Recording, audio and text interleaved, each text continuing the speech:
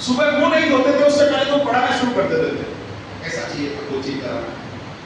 और रात को स्कूल जाने के बाद भी 10-10 बजे तक पढ़ाते थे। हम ही कहते थे धन्य साहब, सर भी नहीं बोलते थे, साहब भी बोलते थे। तो वो वाकई ऐसे ही था।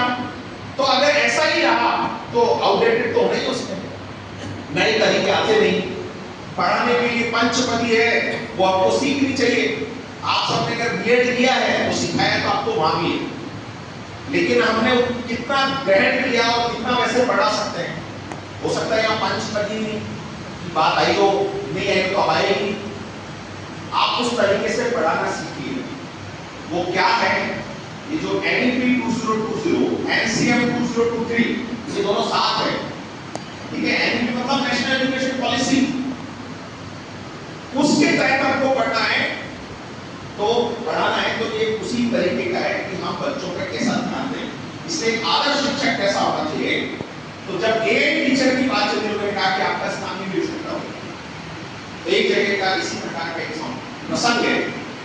एक अध्यापक पढ़ा रहे थे, पढ़ाते पढ़ाते उनको लगा कि तीसरी चौथी लाइन में एक बच्चा है, उसको वो बराबर कह रहे थे। एक बार बोला, दो बार बोला, तीन बार बोला, लेकिन उस बच्चे के समझ नहीं आती।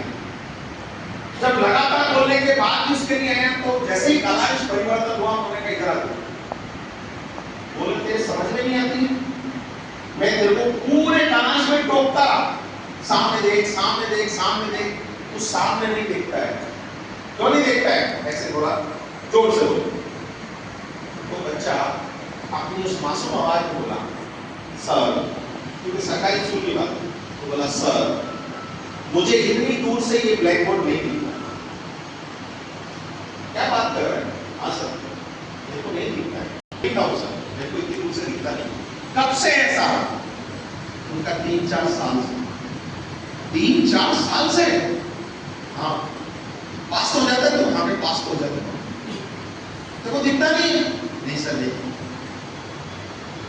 स्टाफ रूम में आओ, उसको स्टाफ रूम में ले बैठ।